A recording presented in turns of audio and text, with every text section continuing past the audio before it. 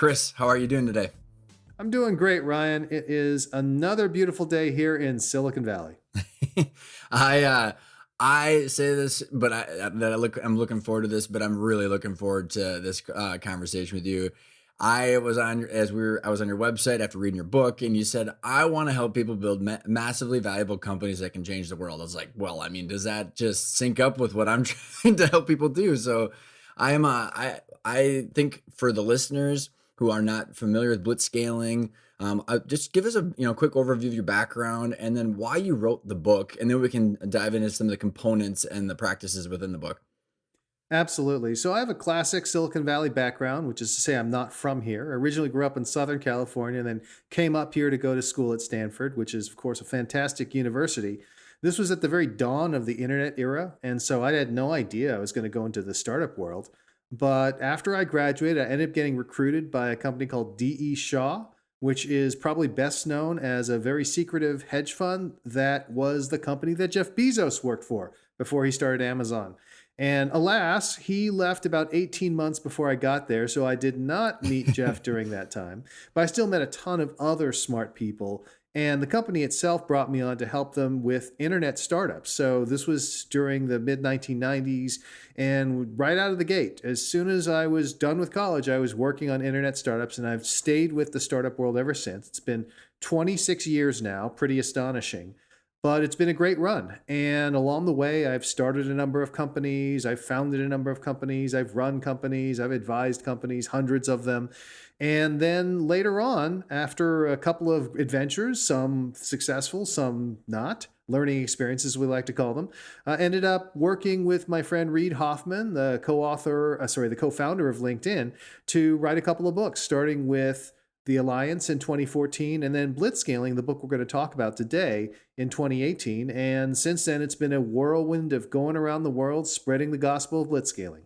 I love it, Chris. And what I really enjoyed about your book, and it just bringing this level of practicality to these unicorns and the things that people talk about every day and that are in Fast Company or Inc. magazine. And I thought was in how you broke it down into the components of what people are doing to say like, hey, this is how it happened, instead of just like this wishing and hoping. Because I got my start in traditional business, right? So like the thought of what the people that you're working with and dealing with every day is just like, so the order of magnitude is so different that it's hard to conceptualize it. So you broke it down. And so like, how did you get into like, where did the word blitzscaling come from? How did you pick that? And how did you decide that was the phrase to describe the growth compared to other exponential growth or other words? So roll back the clock to around 2015, and that's when Reed and I said, well, we've had our book, The Alliance, out now for a year. It's been doing well, but let's go ahead and think about what the next book is going to be about. And Reed mentioned, when I was over in the UK, I was speaking on a panel and somebody brought up the question, what's the secret of Silicon Valley? And people were given the usual kinds of answers. Oh, it's the really smart people from these great universities. It's these venture capitalists. It's this culture that allows people to fail. And we're like, actually, those are true of a lot of parts of the world, even more so today than it was in 2015. But even in 2015, it was true. So the answers that people were giving were clearly wrong. And that stuck with Reed. And he came back and he said, what if we've tried to figure that out? What if we looked at what's changed about the world since the dawn of the internet era and figure out how you can succeed based on that? And so we went back and looked over our own work histories, because both of us have been active since the dawn of the internet era, sort of 1994, 1995 or so. And of course, Reed had been very successful on the way. He had been a founding board member and then early executive at PayPal. He was the first outside investor in Facebook. And of course, everyone knows about founding LinkedIn. And then, he's had quite a career as a venture capitalist. And in fact, his very first venture capital investment was when he led the Series A for Airbnb. So that's quite a Not a bad track record. About $1.4 trillion worth of market cap along the way. And that doesn't even count, other just random single digit billion-dollar companies because The those are small just too singles, small to right? mention. They're the small fry. And so as a result, we said, okay, well, what is it that is really special? And, Reed has a philosophical background. He actually has a master's in philosophy from Oxford, and he and I both studied humanities when we were undergraduates at Stanford, albeit about 5 years apart. And there's this classic thing in Plato's Republic where they're trying to figure out what justice is. And Plato says, well, if we take everything else out, whatever remains has to be justice. And so we took that kind of approach with Hmm. blitzscaling. And what we realized was that the fundamental market dynamics of how these companies work was different than ever before. So in the past, of course, there were companies and they would grow quickly, but there wouldn't be companies like a Facebook, which would be started in a dorm room and less than a decade later would be the world's largest, most trafficked website and one of the world's most valuable companies. I mean, that is just insane speed. And Hmm. we're like, well, Hmm. why are things so much faster than ever before? And the answer, of course, was the internet, right? The internet connected us all together. It created this global distribution, made it possible for more and more companies to grow faster than ever before. And because it connected us all together with networks, it increased the power of network effects to create these winner take most markets. So we took all that, we looked over Reed's career, we looked out and talked to a bunch of Reed's smart friends. We actually had a bunch of them come to Stanford where we taught a class on blitzscaling. So we had folks like Eric Schmidt from Google and Reed Hastings from Netflix come on into the classroom and share their thoughts. And we're writing things down and making sure we could incorporate it into the book. And what we ended up deciding was that what's different about the world is the networks that have connected us together. And it means that more and more markets are winner take most markets. Hmm. And what that means is that when a company gets to a certain scale within that market, its position of competitive advantage becomes so strong that it becomes an enduring market leader, which means that you're going to be a market leader for decades, which means that you get to print money for decades, which means your Hmm. company is going to be worth not $1 billion, but $100 billion or $1 trillion. And so that was the whole idea behind blitzscaling. And the question was, how do you get there? And the answer is by going faster than the competition, even when that seems scary or risky. Well, in when I was reading the first part of the book, Chris, it's like what I found so intriguing is because I've spent a lot of my time over the last handful of years in like the private equity growth buyout, right? Like it's discounted cash flow, and you're looking at the risk of these businesses. And a lot of traditional businesses, that's how they're valued. And you addressed it at the beginning, and then you're like, but it's irrelevant here because winner takes all, and the prize is so big. So like I'm just so, and we can break down into when you were talking about the key components of blitzscaling, like because you had also mentioned in some of your material online that it's applicable these principles for different companies, different sizes. So it's, I mean, there's a lot of things to be learned from this.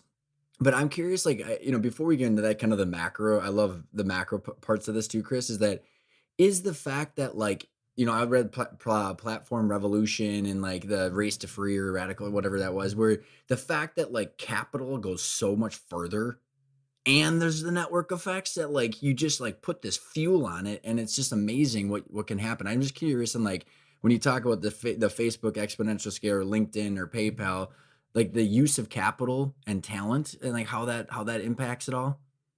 Absolutely. So, what we're dealing with is a whole set of feedback loops.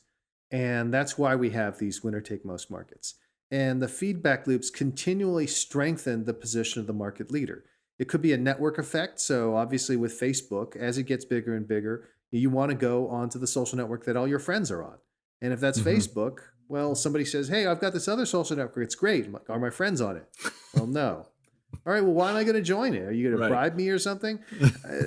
So it really is the case that these feedback loops are getting stronger and stronger. I mentioned network effects, but you mentioned another great thing, which is the feedback loop of talent and capital.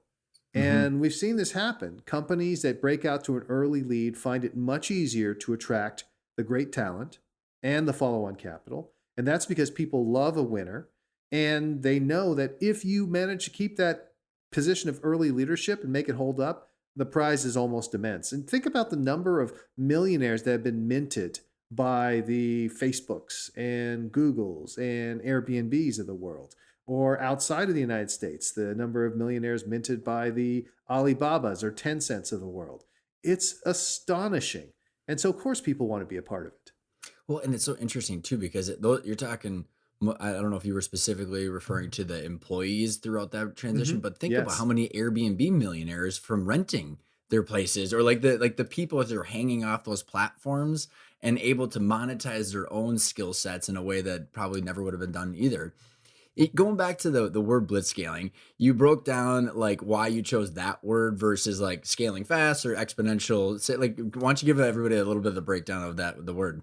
Absolutely. And there's a little bit of a controversy there because the term blitzscaling is explicitly modeled on the term blitzkrieg, which you may remember from your history lessons of World War II. It's the concept of a lightning war where your forces go out ahead of their supply lines and are moving faster than anyone could possibly anticipate. And it's a high risk, high reward strategy.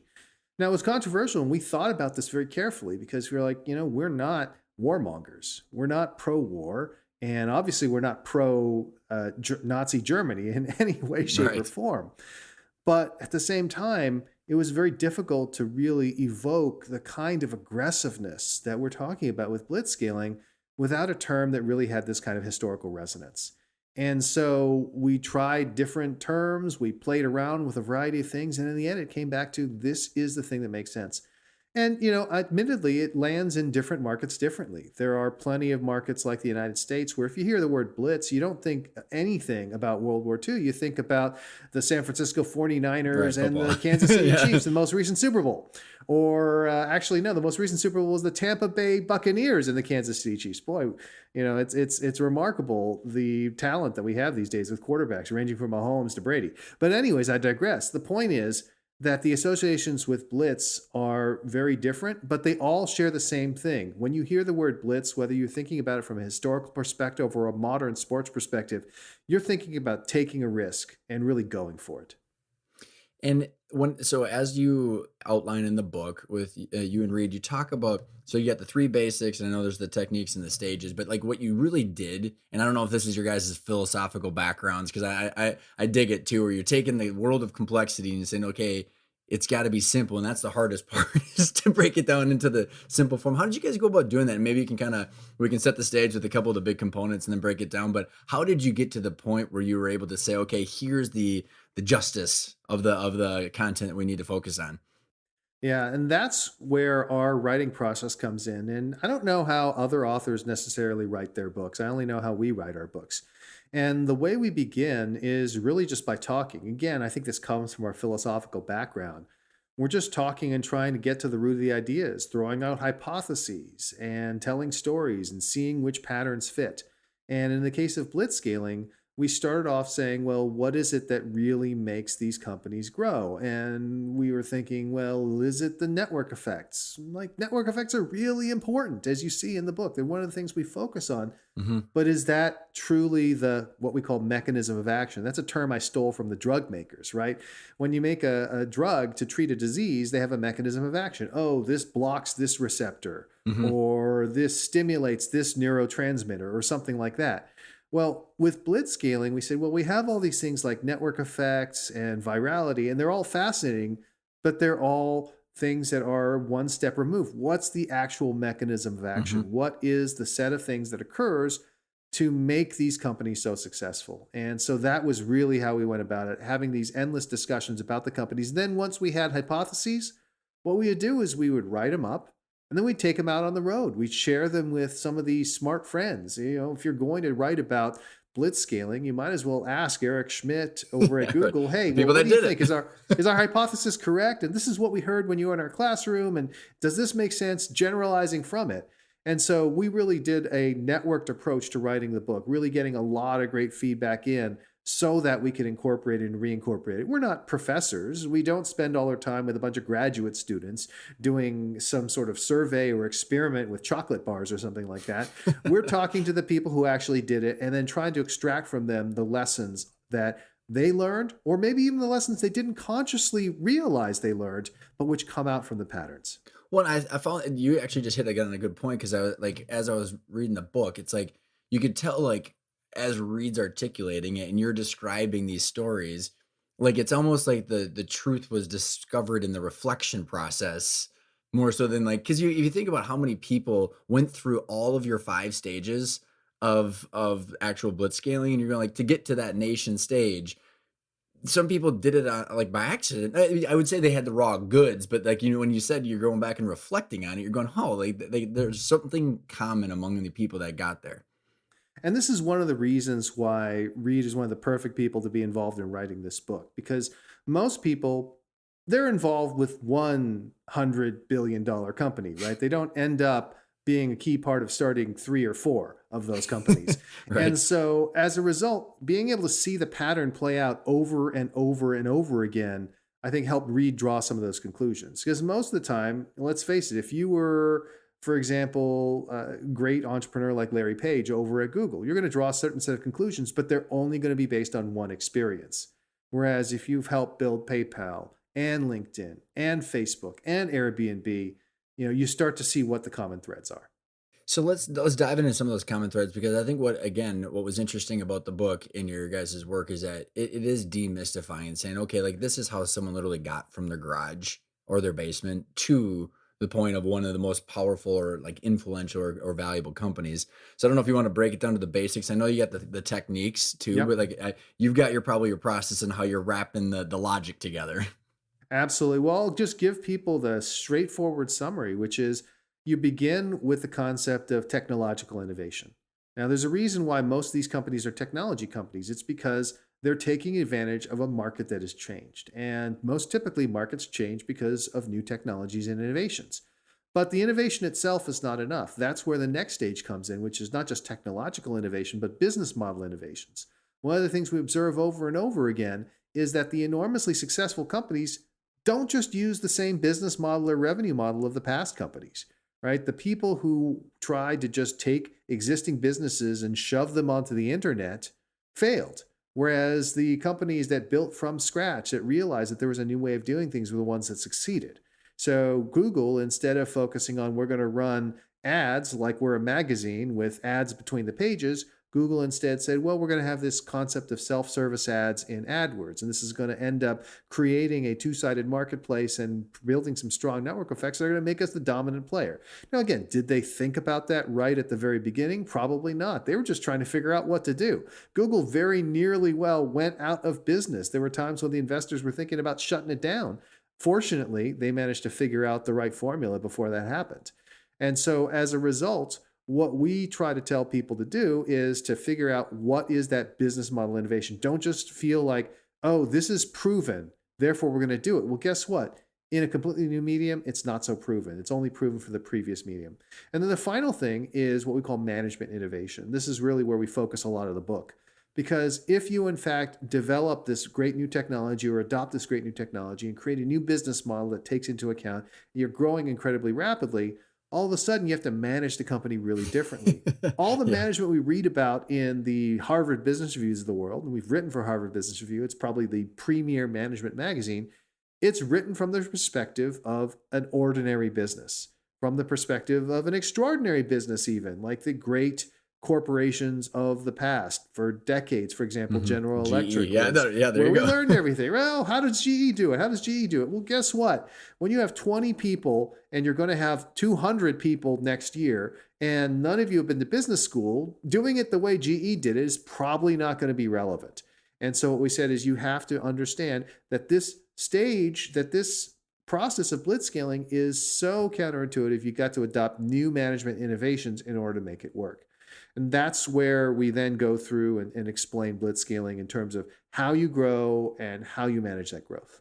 Well, and I think you hit on so many key topics too. Like you said, I think it was like, I mean, you got the 5% growth for GE. I mean, it's like they're like it's a bond. They want to like clip the coupons. The whole machine's got to keep going. But you talk about like hanging onto a rocket ship, and I can't. I mean, I can't even imagine hiring how many people Amazon did in the last 12 months. You know what I mean? Like just the sheer like volume of that is just crazy, while maintaining your operations and all these other things.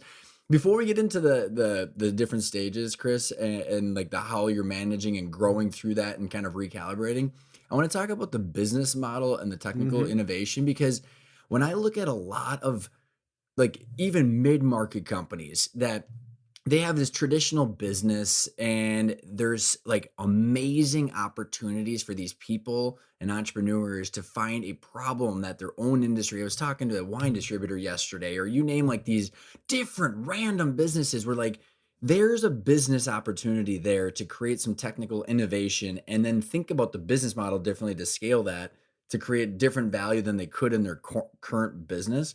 But so before we get into the technical innovation, explain like business model innovation and how that thinking differently and how to monetize different ways that might the traditional entrepreneur might not be thinking. Absolutely. So we automatically have a set of assumptions that we've developed. And the reason we follow those assumptions is because they've worked. So let's just consider a company like Airbnb, right? We have this notion of how travel and hospitality works. And that is people want to stay at a known quantity. So they want to go there and they want to see a Marriott, or they want to see a Hilton, or they want to see, maybe if they're a little fancier, they want to see a Four Seasons. And the reason they want that is because they want predictability. They want to go to some place where there's going to be high quality and it's going to be done to a very high level by a huge corporation.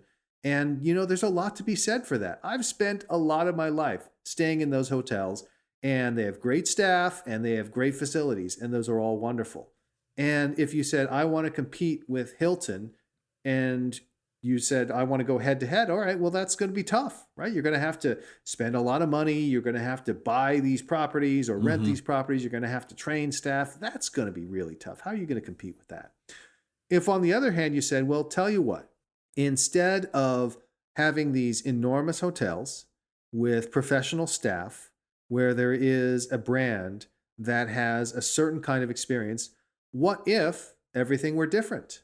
What if there was no professional staff? What if instead of staying in a hotel, you stayed in someone else's home? Now, it all sounds absolutely insane when I put it that way. And yet, changing the fundamental nature of the hospitality business model is precisely what has made Airbnb so Mhm. successful. Because by tapping into the network of people who, as you described it, are entrepreneurial, looking to build their own businesses or maybe make a little extra rent so that they can pay their mortgages, it's been able to grow to the point where there are more Airbnb properties than there are Hilton hotel rooms. And because it's an asset light model, it's a marketplace model, they've been able to generate this incredible economic engine as a result. But it's not like people thought to themselves, hey, this hotel industry is broken. I Mhm. can't stand it when I go to the Hilton. No, people are like, yeah, hotels work. And It it's all still works just working. fine. And it's Yeah. still working. And there's still plenty of people who go to them. But by really saying, okay, we're going to turn this business model upside down, Airbnb built an enormously valuable $100 billion business.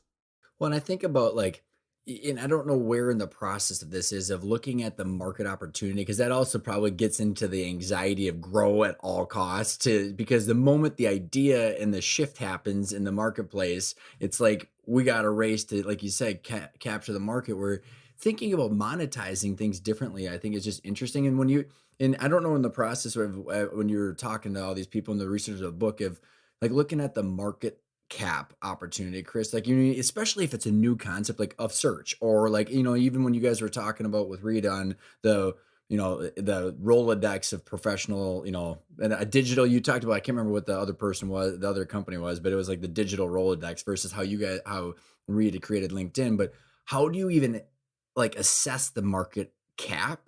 And then go, okay, now we have to burn cash and people and grow as fast as possible to capture that like, I don't know if the question's No, making no, sense. absolutely get it. So, Okay, good. and I would say that the answer I give to people is you have to think about it from the perspective of the individual user. And at the end of the day, are you giving the individual user something new? And in the case of Airbnb, they were giving the individual user something new. And it took them a while to figure out what that was. But what they're giving the individual user is the ability to stay not in a hotel, not in a small little room, but in an entire apartment that's located in a neighborhood, not in some sort of downtown business district. And it's a way of staying when you're traveling that's more similar to the way you stay at home. And that lends itself to a different experience. And also, by the way, it's often less expensive, especially if you need to rent a place for a couple of people. And so it ends up being a better product. And so at the end of the day, you could have all these notions of, oh, it's a two-sided marketplace and the take rate is 15%, and therefore the Engagement liquidity rate, is this and this, that. blah, Yeah. blah, blah. The question is it better for the end user who's actually going to provide the money into the system? And if it is better, then you figure out, okay, what kind of innovations do we have to put in place to make this thing scale up and to make this thing work? But you have to begin with this is better than what currently exists. And if you don't do that for the individual user, you're never going to get anywhere, no matter how cool it sounds on paper. No, and it's so interesting because like it, how difficult is it for people that have like maybe they're entrenched in a big organization or some traditional business model to think about how the end user could be different? I find so many, especially with a lot of the mergers and acquisitions these days and people just trying to do arbitrage. It's more about the financials and then it's like let's optimize for the end user and constantly thinking about how to reinvent when you could be almost like sabotaging your cash flow. And so like how do you see people successfully breaking outside of that traditional mold? So I think a big part of it is having comfort with uncertainty and risk. And the funny thing is, there's a lot of uncertainty and risk in just following the traditional business model, too. Mm, It's good just point. that we don't feel it, right? So, all those people who run these big companies, they're very smart people, right? When you say, oh, wow, that big dinosaur company, I can't believe they didn't see that coming. They were like the Titanic. So, for example, a great thing is in the cell phone market, right? In 2007, Nokia was the dominant cell phone provider Isn't on that the crazy planet. how I mean, fast? huge, one of Yeah. the world's most. And within 3 years, they were sold off to Microsoft, right? That's how quickly it can happen. And it's not because there are people there who are dumb, right? The Right. people who are at these companies are very smart and they got there by being very smart. But the thing is, when you're inside a big company, your job is not to take risks. Your job is to avoid risks. Your job is to do things that will play the numbers and do things that Hmm. are going to advance your career. And so what happens is people play it safe. They do the things that seem reasonable to everyone. And if you only do things that everyone will agree on, then by definition, you're not doing anything unusual. You're not doing anything that other people wouldn't do. And so you're condemning yourself to mediocrity. And the reason why people are able to do this in the startup world is they're dead by default. Their company is going to Yeah. die unless they do something special. And so they have to take those risks. And that allows them to say, you know what? We're not going to be tied to the way we've done it in the past. I don't care if someone blames me for this going wrong. I'm just going to do the thing that I think is going to work. And I got to bring in the analogy that you and Reed talked about about the pirates. I thought were Yeah. just brilliant, and like maybe you can kind of give the listeners the overview of the pirates, and then the couple different types of pirates, and then that'll probably naturally lead into how people need to transition the blitz scale into different stages. Absolutely. So one of the things we talk about, and this is one that we call our key transitions of blitzscaling. These are things that are predictable. They're not something that people would predict when they're going through it if they haven't done it before, but they're the patterns we see play out over and over again in these companies as they grow. And one of the important ones is the transition from pirate to navy. So the reason we say pirate to navy is because there's this classic theme of pirates in Silicon Valley. In fact, there was a television program called Pirates of Silicon Valley about Steve Jobs and Bill Gates. Steve Jobs himself picked up the terminology. He told the Macintosh team it's better to be a pirate than to join the Navy. And the piratical approach has been long worshipped in Silicon Valley. Now, we are very careful to distinguish between the lovable rogue and the sociopathic killer. So the lovable I rogue loved it. is, Captain Jack Sparrow from Pirates of the Caribbean. Hey, you know what? He's going to do things unusually. He's going to break a few laws, but he's not a bad guy. That's the guy where you're like, okay, sometimes you got to ask for forgiveness rather than permission. That's the kind of piracy we're talking about, where you're willing to take risks because you don't have anything to lose. The kind of piracy we're not talking about are the actual sociopathic killers. I think in the Pirates of the Caribbean movie, Blackbeard makes an appearance. He was a dude who liked killing people. All right, that's not what we're talking about. So let's assume you're looking at being a lovable rogue. And again, the key is you got nothing to lose. You're willing to try things other people aren't willing to try. Do you think Hilton said to themselves, you know what, let's run an experiment where instead of having a Hilton hotel, we tell our guests you're going to stay in a stranger's bed? right? They're not going to do that. Right? A They're solid just not. marketing play, right? Solid marketing play. Just not going to happen. And so as a result, you need a pirate who's willing to say, what the hell do I have to lose? In Hmm. the case of the Airbnb guys, it was, well, what the hell do we have to lose? It's just three guys in an apartment. Let's just rent out this apartment and see what happens. And lo and behold, many years later, we're talking about $100 billion company. So Amazing. the piracy is part of the business model, to do things that other people wouldn't do, to take risks, to take chances. But as your company gets bigger, all of a sudden, you're now defending territory, not just trying to attack territory. You're no longer default dead, you're default alive. And that changes the equation. Well, And it also and changes the equation because the organization is getting bigger and bigger. oh, and it changes. And like one of your when you talk about like one of the three basics, I think it was this balance between offensive defense because like once you find this product pricing mix fit, and then it's just like take off. Like you have to go like major offensive, and I mean I can't even imagine. I mean we see it every day of like how much cash people are burning trying to get there because they know that the like you had said the prize is so big at the end because it's almost a zero sum, not necessarily but almost. But the explain before we get into the different stages, Chris. I loved your metaphor of the Marines, and then it was The Army and the yes, police, yes, yes, yes. yes, yes. Absolutely. So that's another great way of describing it. This is a class, and I give all the credit for this one to Reed. This is not one I came up with. This is one that Reed had been using for a long time. And it's to describe the fact that the kinds of people that you have working for your organization are going to change over time because you require a different approach. So, and again, I want to emphasize we are not warmongers. But if we start to think about this, the job of the Marines is to take the beach. That's why they're called Marines, right? They come in, do an amphibious landing, and whenever you see one of these conflicts, the Marines are the first ones in because they are the first responders of the military, if Hmm. you will. And their job is to secure the beachhead. But once they secure the beachhead, the job of then carrying out the rest of the offensive and defeating the enemy is not left up to the Marines. It's left up to the Army. The Army's job is to take the land. And so once the Marines have taken the beach, the Army comes in and says, thank you, we're going to take the land. Go find another beach, Marines. And the Army goes ahead and they win the battle, they win the war, you sign a peace treaty. But guess what? Once the peace treaty is signed, you don't just keep the Army in place forever. That actually leads to some very bad things. Soldiers are not police officers. The two are not equivalent. And so once you have gotten to that stage, then the police are the ones who keep the country safe and keep the citizens safe. And so it requires a very different mindset. The mindset of a Marine is very different from the mindset of a soldier, is very different than the mindset of a policeman.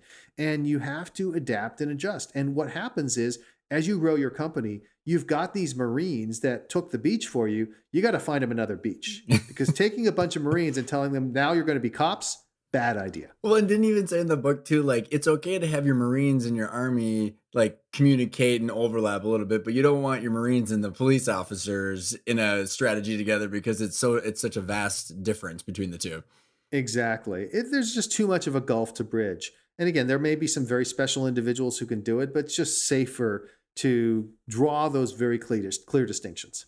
So then let's get into the people and the different stages, Chris, because I think, and again, I think this is something that as I watch these companies with my age, because they went from nothing to something like that we all use just within my age, and hiring and scaling with these people, and then maintaining a normal business. When I say normal, like like you said, the different stages is just amazing. So maybe we can break down the five different categories and the different components of them. Absolutely. So, one of the things we talk about is as the company scales, the company changes fundamentally. And the way we make this real for our readers is we say, well, we divide it up into five stages. To some extent, it's artificial, right? We draw these distinctions, but things are really more fuzzy than they are sharply defined. But at the same time, having a model is just helpful. It makes it easier to talk about these things. So we have these five stages of growth that are based on the size of your organization.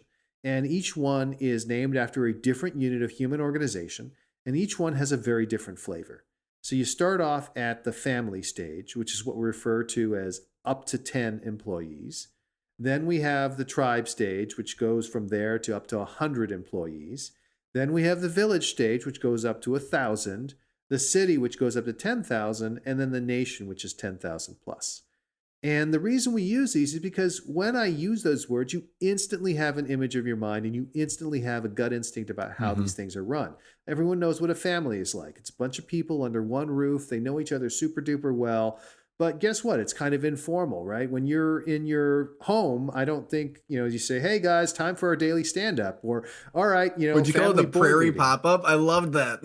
What The is ground, exactly. The the gra- groundhog, the I groundhogs love, and gophers, right? yeah, that's a Prairie dog communication. there you go. So That was a and that's what happens at the family stage. You're all sitting around in an office in a bunch of cubicles. Someone pokes their head up and says, "Hey, I got a problem." Then everyone's like, "Oh, yeah, let's figure that out." And everyone's doing it in a very informal way, and it's great for that stage. But Mhm. eventually, you need more people, right? It's very rare to have a company that is worth $100 billion run by four people, right? You got to actually keep building. And so the next stage after that is the tribe stage, where now all of a sudden you're not all necessarily under one roof. You don't all see each other every single day, but you still kind of know each other, right? You know every member of your tribe. You'd be able to pick them out of a police lineup. You see them every now and then, and you're still able to be pretty informal. But it's not the same as the family. Now you've actually got people who are like running different parts of the tribe, and you got a tribal leader. The next stage after that is the village. With the village, you're not going to actually know everyone, right? All of a sudden, a company gets to a certain point, and you probably reached this as you guys are growing your company. You didn't know every single Mhm. employee. Not every single employee got to break bread with you on a regular basis. It's just not possible. The actual mechanics of seeing that many people just doesn't work. And so now we have to go from being informal to formal, to having rules, to having processes, to having ways for people to work together. And then when we go from village to city, again, it goes even further, right? Now, all of a sudden, it's something you have departments within the city that are enormously powerful, right? Corresponding to different business units or different business departments within the company. And then at the nation stage, it's very similar to the city stage, but now you're thinking a lot more about foreign policy as well. You start to really look outward and say, how do we relate to the other nations that are Mhm. athwart this stage? So when we use those stages, family, tribe, village, city, nation, it's a shorthand for your company's going to change a lot as it grows. And each time it goes up one of these orders of magnitude in size, it's like it's a different company.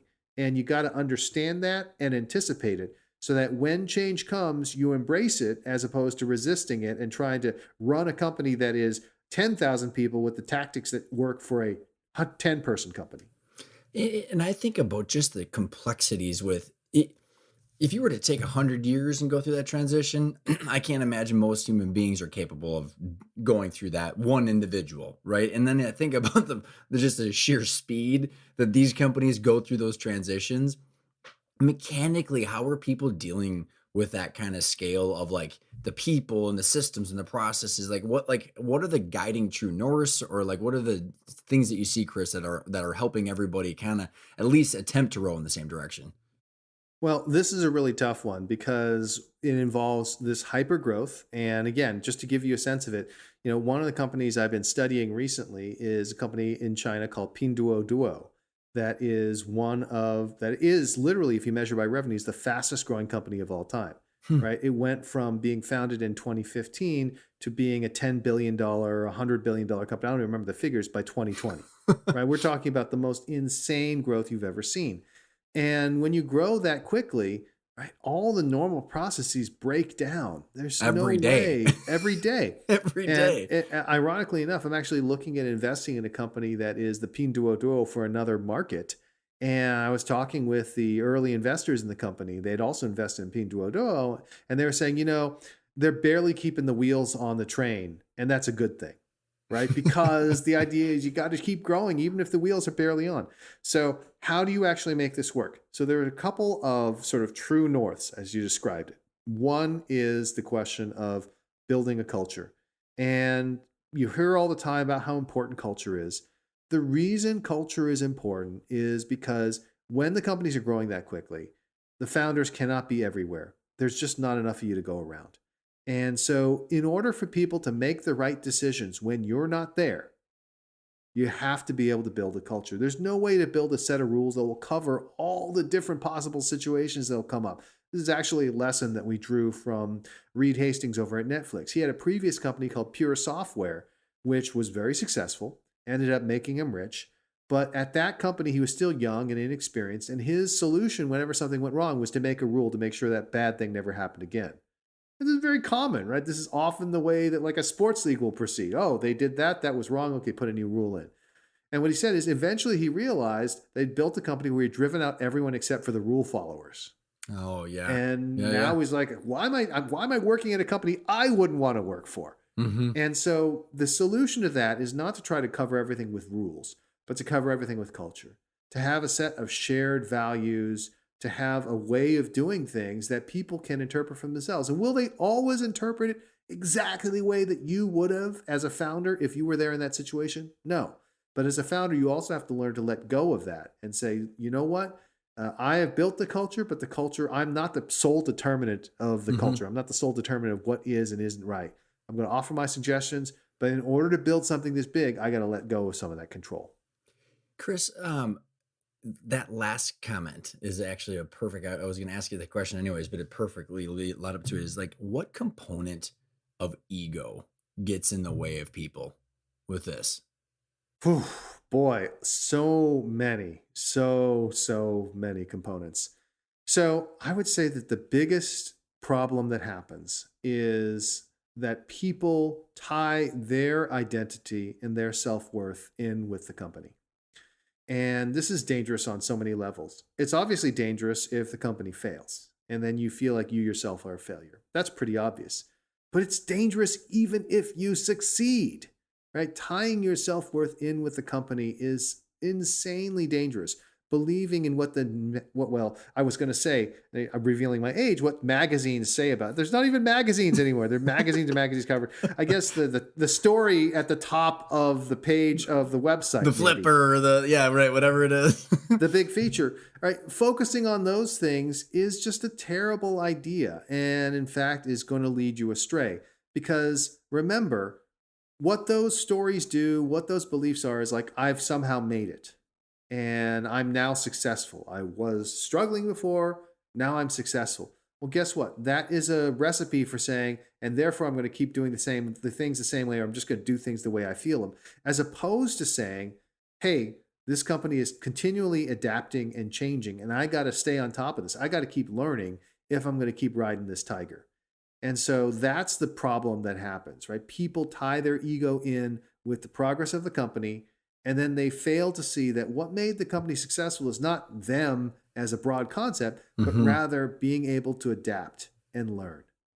Well, and if amen. I think you're so spot on, and that regardless of what size company. I mean, I actually when I started this podcast 5 years ago, it used to be called Life After Business because there was a gentleman that's become Bo Burlingham from Inc. magazine and Oh, finished. I'm a huge fan of Bo Oh, Burlingham. I love it, Chris. So, His yeah, his that's book awesome. Small Giants is an old Yeah. favorite of mine. I've written about it before. Great Oh, guy. that's awesome. Well, so Paul Spiegelman's been on the show, Bo's been on the show twice, and then Jack Stack has been on the show twice The Great too. Game of Yeah, Business. I love it. I love it. And that's interesting because you're talking about Reed going from like a rule following culture. And I know he's now a big proponent of the great game of business too and open book management. But like, so honestly, Chris, when I started the show, I was so devastated because I was like, my identity was totally in the business. And I was like, and then Bo said the worst question any ex-entrepreneur could have is, what do you do? Like, I used to be. And so it's like Right. this, and I think that's why, like, when I came across your book and you guys' work, it's like, this is just a process in itself, and you can identify with a process instead of an entity. And then there's this process of constantly evolving, which I find intriguing. And but you go back to like when you and Reed are writing the book, and the people that you're talking about really care about the customers, the end user experience, and I've watched so many people these days from the circles that I've hung around with. It's more about raising the seed round and then the A round and the B round and how much they raise versus solving a damn problem. And it just is driving me nuts. And I'm like, I've got clients that are, mid-market businesses that are solving better problems than raising money. And I like, what is your thoughts on that? Because I want everything, I want our world to be better. Because like you said, raising the most valuable companies to change the world, but it's not just raising the money. Absolutely. And, this is part of a broader discussion around the dangers of status seeking. So, when people get excited about raising money, it's not because raising that money suddenly makes them richer. It doesn't, right? Technically, I guess they got a valuation and they can do the math and multiply their number of shares by the value per share and all Talk that about it kind to of thing. everybody and Talk about to everybody. But you know what? You cannot eat valuation. That's one of the sayings I like to tell I entrepreneurs. Like, love that. all right, you're thinking you're doing well. Okay, when you need to pay your mortgage or your rent next month, ask the landlord if they'll accept valuation. And the answer is no, you can't, right?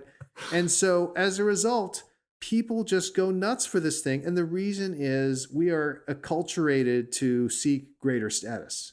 We all love being high status. We're like, yeah, I'm crushing it. I'm killing it. I'm doing great. I'm on the top of these web pages and my photo is appearing and I got this many followers. And it's all about status. And I'll let you in a little secret.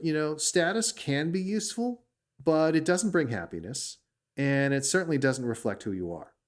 And that is the big problem. People raising money, I don't have a problem with people raising money if they have a purpose for raising that money. But when they're raising that money just for the sake of status and feeling important, I'm like, that is totally wrong because you're not, as you pointed out, focused on the customer. You're not focused on building value. Mhm. And guess what? A lot of those folks who are riding high right now, they're not going to make it all the way to the end. And that valuation that they wanted to eat, guess what? If that goes away, it's gone. Well, and in it for what end?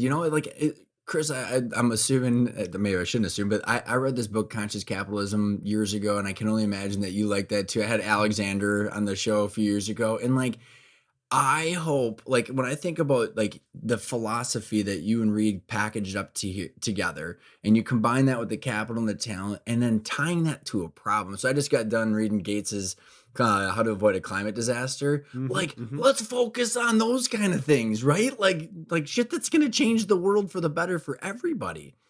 Absolutely. And by the way, this was one of our motivations for writing this book, which is that these techniques, these strategies, which have driven so much value, is wonderful, but they can be used to drive not just financial value, but social value as well. And I'll do a blatant plug for an organization I've long been a supporter of the Unreasonable Group, which does social impact acceleration, working with social impact entrepreneurs, for profit entrepreneurs who are solving some of the world's biggest problems. And I do work with them every year because I want those entrepreneurs to have these techniques that will allow them to scale up companies that are fixing the problems of the world. And the thing about blitzscaling is the idea of taking the risk and moving faster and doing things that are uncomfortable.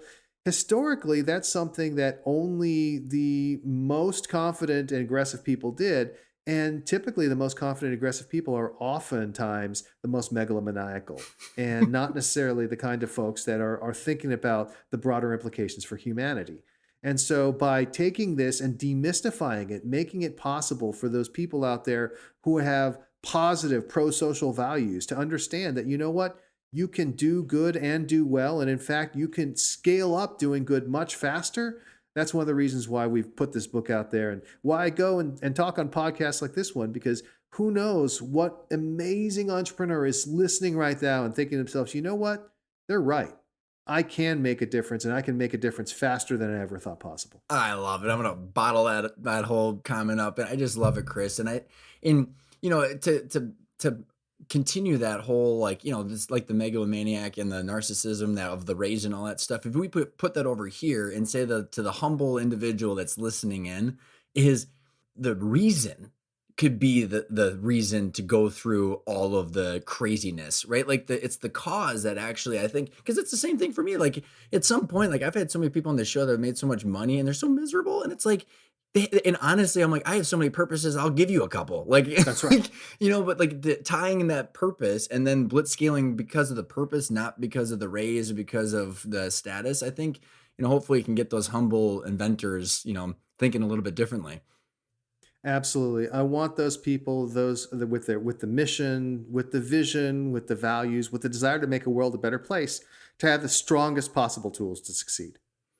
So, two final questions. We're wrapping up here, Chris, because I'd keep you way too long if I had my choice here. I asked the word, what does intentional mean to people? Because it's the name of the show, and I think there's a lot behind it. And I'd really love to hear your definition of the word intentional.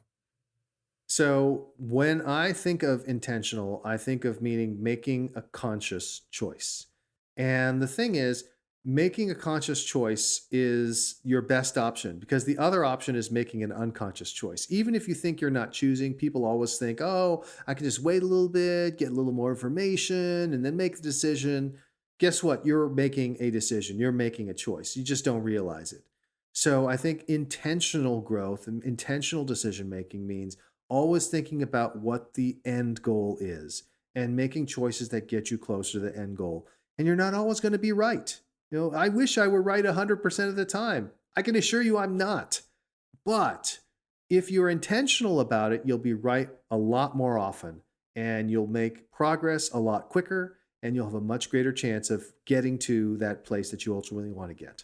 I love it. And I think back to the blitz scaling, if you can take that end goal, which is above and beyond you, you can blitz scale there. And like you said at the very beginning of the book, massive uncertainty. So the only reason you would do something is because you're willing to go through that pain to get to that final end goal. Chris, if people want to get in touch with you, the book, I know you speak and you consult and you got a bunch of stuff going on. What's the best place to reach you? All right. So they can always find information about me at chrisyeh.com. That's CHRISYEH, as in yellow elephant house.com. And if you're really interested in the ideas of blitzscaling, we do have an organization that helps people really learn those ideas in depth. It's called the Blitzscaling Academy. And you can just find that at blitzscalingacademy.com. And of course, if you haven't yet picked up a copy of the book, it's available at bookstores everywhere. And the audible version of it, the audiobook version, is recorded by Reed and myself. So you can hear our voices reading you the entirety of the book, Blitzscaling. And we'll have all those links in the show. Chris, this has been an absolute blast. So thanks so much for coming on the show. My pleasure, Ryan. I'm happy to come back on anytime.